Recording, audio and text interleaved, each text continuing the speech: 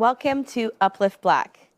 I'm your host, Shelly Skinner, and Uplift Black is a movement to increase the visibility and to showcase the contributions of Black people living in Canada. Today, our guest is Lisa. Lisa is the Executive Director of Imani's Place. Hi, Lisa, how are you? I'm good. Thank you for having me. Absolutely. Thank you so much for coming on the show and sharing your story with us. So tell me a little bit about Lisa, and we'll get into a little bit about Imani's Place, but tell me a little bit about you. Lisa is a very compassionate person. Yeah. I'm a mom. I'm an IT project manager. And most recently, I am the Executive Director of Imani's Place. And tell us about Imani's Place. Imani's Place is it's a transitional home for women who are homeless due to domestic violence or human trafficking. So we provide support and services that helps these women rehabilitate, and we provide a place of healing for them. We also provide them with the tools and resources that they need to lead a better life and integrate back into society. That's wonderful. Now, I know just from personal experience about what it's like living in a transition home, living in a shelter.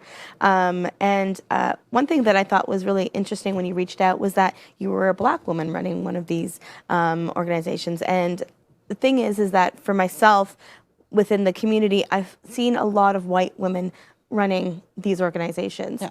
And I know that within the being out as a woman who has experienced violence in her relationship, it was so comforting to see you and to see, and because it felt very isolating. It just really did feel like there are not other women like myself who had experienced this, because you understand as a Black woman that your experiences are very unique when you're in any type of situation and having to deal with organizations or whether it be legal matters or items of working with police officers because of these experiences. Your experiences will be very unique than somebody who is not Black.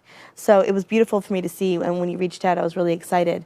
Like, hey, great. So tell me about why you just, got involved with Imani's Place. Why did you start Imani's Place? I started Imani's Place because I was a victim of domestic violence. Yes. I was in an abusive relationship for 8 years, and that relationship took with it my self-esteem, my self-confidence. At some point, I was suicidal. There was no support whatsoever. I didn't have any friends. Like, my abuser cut the ties with all my family, with Isolated my you. friends. They isolated me, and it was a very, very hard time in my life. And when I was able to come out of that situation, thank God I came out alive, because some women did not make it. Yeah. When I came out of the situation, I promised myself that I would help other women who are in similar situations. And so when the opportunity came up, I got a beautiful house in Alliston. And I also wanted the house to be a place where people can feel comfortable.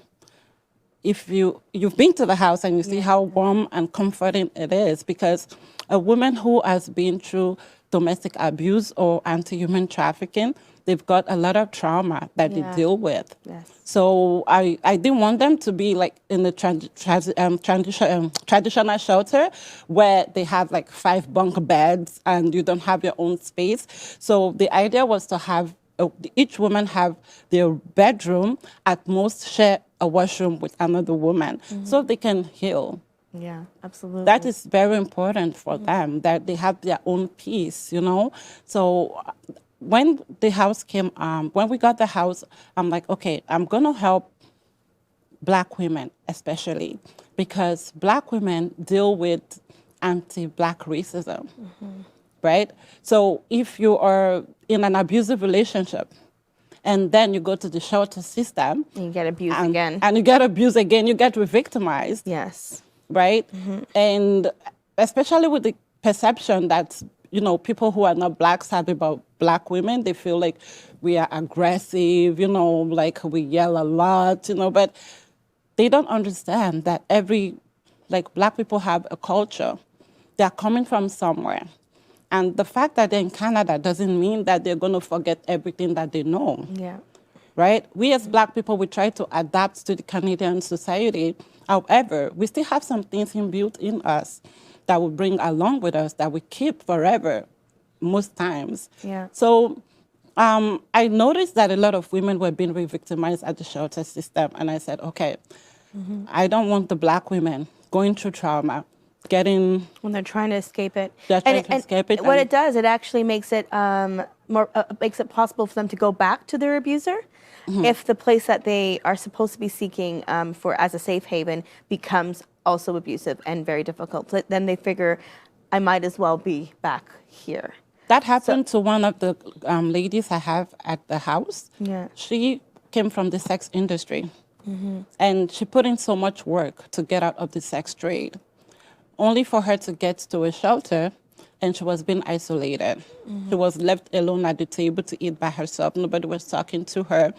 She wasn't getting the care that she needed. And most especially when you're getting care from, as a Black woman, when you get care from a Black woman, you feel you can relate to them. You know what I mean? Like you can relate to somebody that comes from your own background, right? And you're more open to talk to them, to share, right? Yeah. So she felt isolated, and she picked up her bags and went back to the sex trade. No. And that's not what we want. No, it's not. There should be options, and I think that we shouldn't be told as victims of being in these types of situations that our options are only this or that.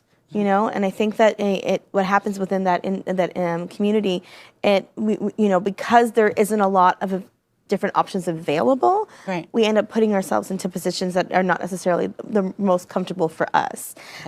So I completely agree with that.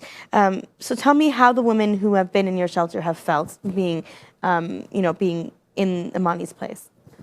I will give you a very funny example. Yeah.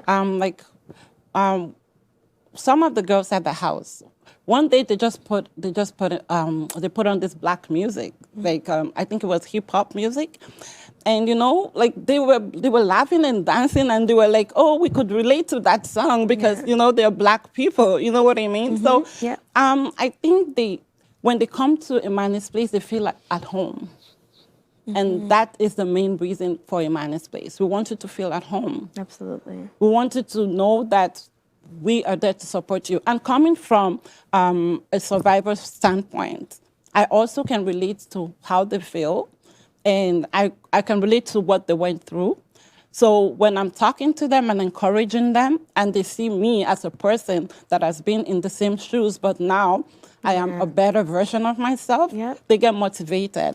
And they want to do everything that we ask them to do to make that change. Yeah, a lot of survivors end up getting back into to doing social work for shelters or working within shelters.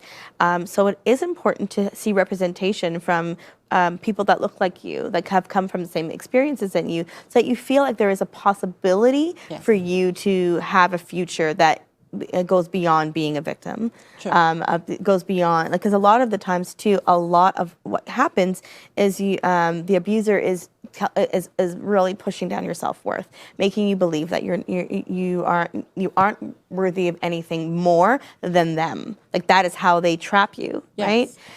So they make you dependent on them. They make you. If you have any money, they take the money from you. Yes. Exactly. You don't have anything. And if you don't have anything, where are you going to go? What are you going to do? Yeah, absolutely. If you don't even have 25 cents to make a phone call. Exactly, right? And so going to the shelter and finally getting out and escaping from that and seeing, as a Black woman, seeing another Black woman who said, look at me, I came from that, and this is where I am today, and I'm going to help you get there. It can be life-changing for these women. So I think that's great that you're really trying to cater to women of color. How is the community, so we're not really have to talk about where the shelter is, but how is the community receptive to you opening a Black-led shelter in the community? We have the support that we need with them accepting us to even have a shelter or a transitional home in the community. So right now we're just pushing for more awareness in the community, so people know that there's a place available for them if they ever go through any of these situations. So tell me, You were not born in Canada? No. Yeah. So tell me a little bit about that story. I was born in Nigeria. I'm originally from Nigeria, both Yeah. parents. Yeah. And I migrated to Canada 2005. I actually came here for school, and it's funny that my abuser was here too. Yeah. So I used to live with him in Montreal. So when I was able to, be able to pick up myself to leave, I had to take a flight down to England because I moved from England to Canada. I took a flight down to England to just clear my head. So I was in England for a couple of months before I came back to Toronto. So when I got to Toronto, I, started working, and I still had, helping people at the back of my mind, because even that period where I was working, I met some women who were going through domestic violence, and I was able to help them leave the abuser. Amazing. And right now they're living a fabulous life. Thank you. Thank you for that work. It's so important. You're welcome. So tell me a little bit about what you're hoping for with the shelter. So is the community, so you said that the community has been supportive, but have they been supportive in terms of funding? Because we all know that we can't continue to live, to create homes without money to be able to do that. Have you been getting any kind of financial support from the community at all? Last year when we started, we got some money from 100 Women of New Tecumseh. Okay. Oh, so they're like an organization? Yeah, they're an organization. So wonderful. So their model is 100 women come together. Yes. One night, and then charities come to tell their story, and then they will vote the one that resonates towards more, and then the charity gets to go home with whatever fund was raised that night. That's wonderful. Perfect. Yeah, so you were able to get support that way? Oh, wow. Yeah. We were so happy when they said the money goes to us. I was like, oh, yes, yes. Oh, that's such great news. It's good to know that the community is stepping up to help in that way. What are you hoping to see within Amani's place? Like, you've got a few people living there now. Tell me a little bit about the women that are there. So right now we have 3 women. We used to have, so we've had like 7 women go through our house already. Yep. So one of them just moved out. We're able to secure subsidized housing for her. Perfect. She's pregnant with twins. So she's moved to a new place. She's so excited. She got all the support that she needed. She took online training in aesthetics. Yes. And she graduated. She's happy. So by the time she's done with her maternity leave, she's going to find work or probably open up a salon. But we still will be there to support her. You will. So the outreach services will still be available to the women once they leave the shelter, because that is something that is extremely important. Yes. There is something that happens when you leave the shelter, and that comfort of being in that safe place, if that is a safe place for you, that when you get kind of pulled out of that and put into your own, there's this idea that everything's better now. It's true. and it's not. This promise still lives there. Yeah. And now the support network is not within your walls as it was before. So it can be extremely lonely to be in that space, especially if you have children.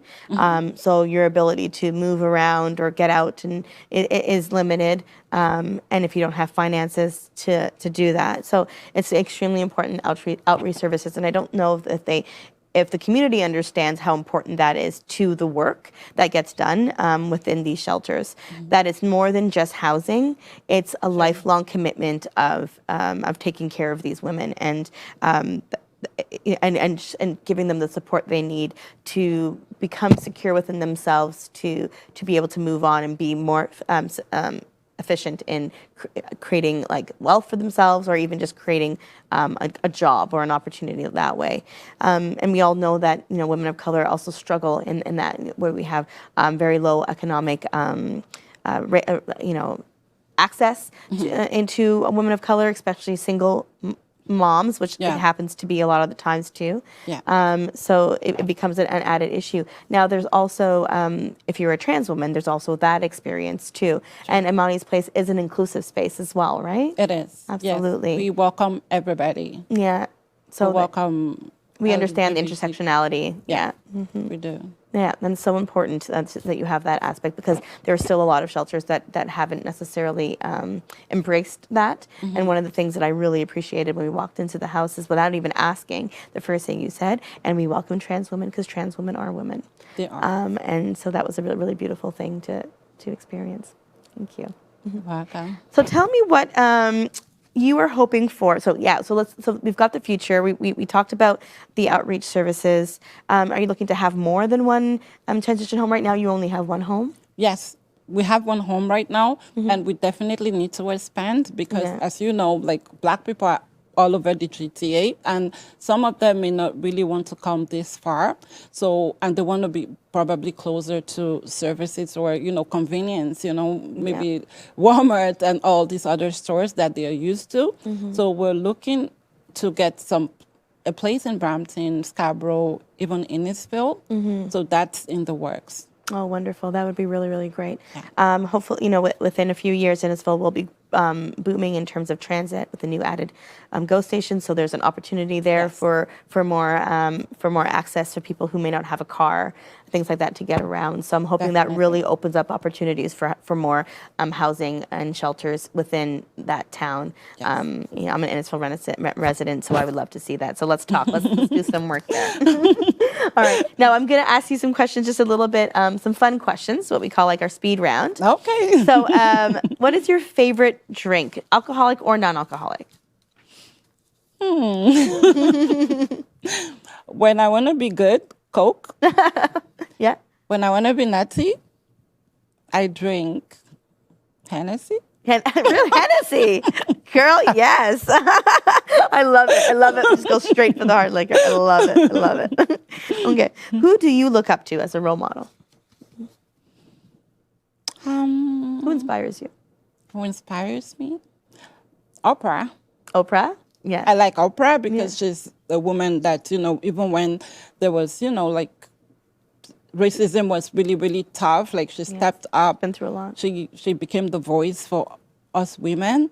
And I think because of her, a lot of us are able to speak up now. So she inspires me. But my major inspiration is God and my mom. And your mom. Wonderful. Wonderful. Is your mom still with us? Yes. Okay, that's good to know. She's proud of you. I'm sure she's very proud. I'm sure. She is. I told her I was coming for this interview, and she was so happy. Great. I can't wait for her to see it. All right. So, what movie makes you cry? Which one now?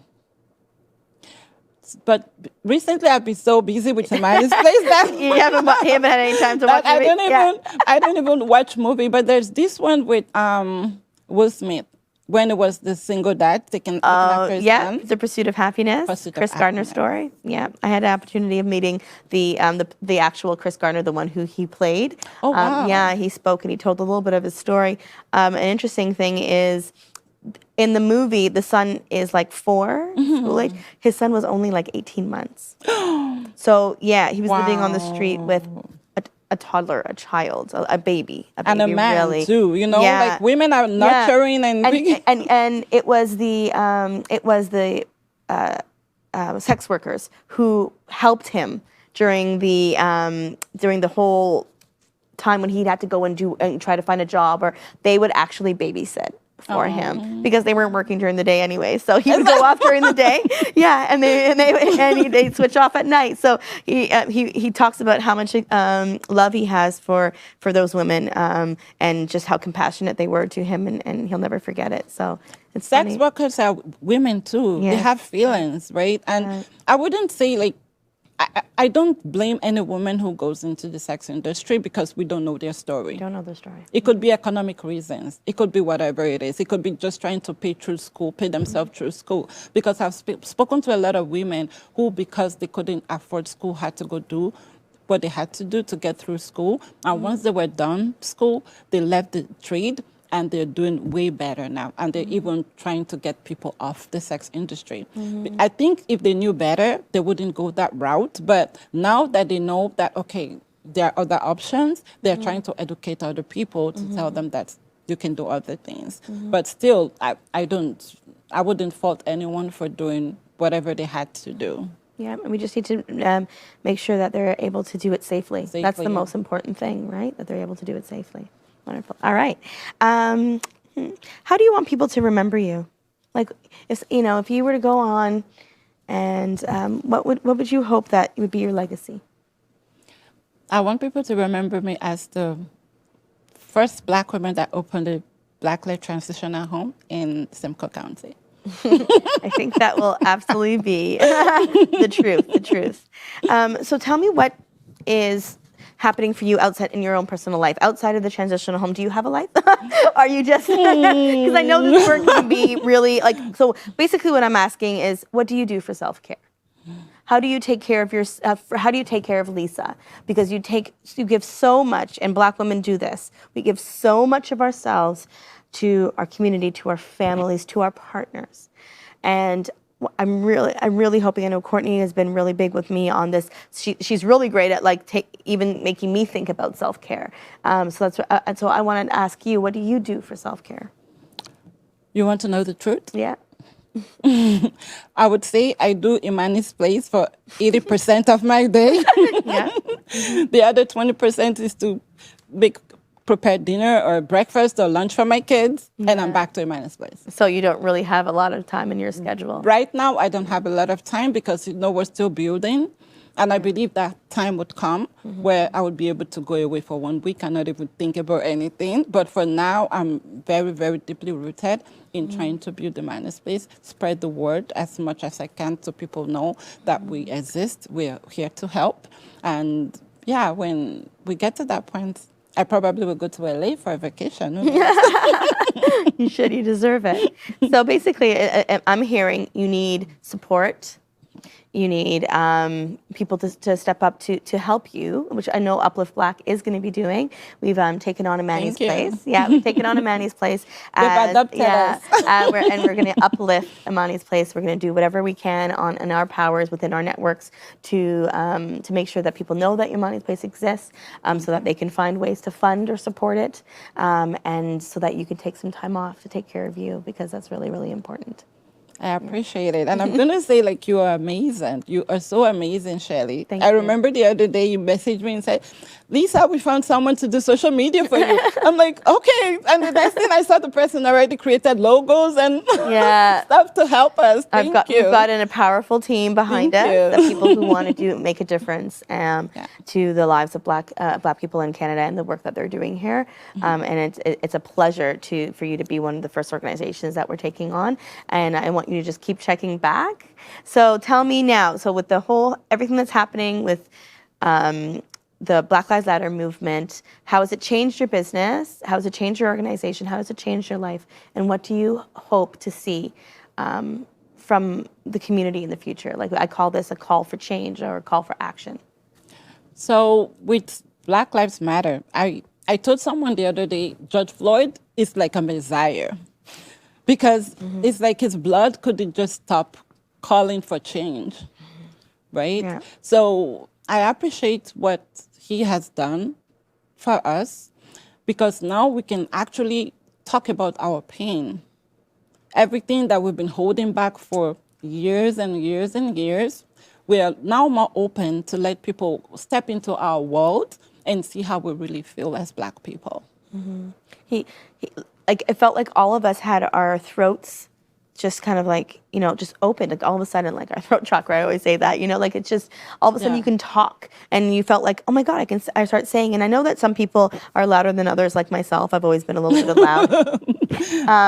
But, I've seen people that I've always wanted to say something, do something. Yeah. And they're finding their voice. Yes. And I think that's what led me to want to do this. Right? Sure. Because if you have a voice now, then let's share it. Let's share our stories. Let's share our experiences. Let people know that we are human beings, that we are just like you. Yeah. But unlike you, we haven't had an opportunity to love ourselves. Yes. Or to even know our past. A lot of that has been erased as well. So it's true. There's a lot going on in the Black community, like systemic racism. It's a hard nut to crack. Yeah, I've experienced it too, right? I was working with a major bank, And my contract, because I was working as a contractor, got terminated for no reason. I was sick for 1 week, but before I came back to work, they terminated my contract. Yeah. Can you imagine that? And I couldn't say anything. I couldn't do anything because, again, we find ourselves in this society where we don't have any voice. We're silenced. But right now, I think people are starting to also try to put themselves in our shoes to see that we don't have any privileges, right? We're just resilient. We're just strong people. You know how growing up they tell you a strong woman, and everybody just feels, oh, we can do this. We're strong. But when we go to bed at night, how do we really feel as a Black person going to bed? Exhausted. We're exhausted. Yeah. And still we can't sleep. Still we can't rest. So because you're playing all the scenarios of the day in your mind, and you're thinking, what did I do to this person? Why did they treat me like this? Yeah, I didn't choose to be Black. I was created this way. Why do I have to pay for something that I was not even aware of? Like, I didn't have a choice. We didn't have a choice in the matter. And honestly, I don't know about you, but if I had the choice next time, I'd do it again.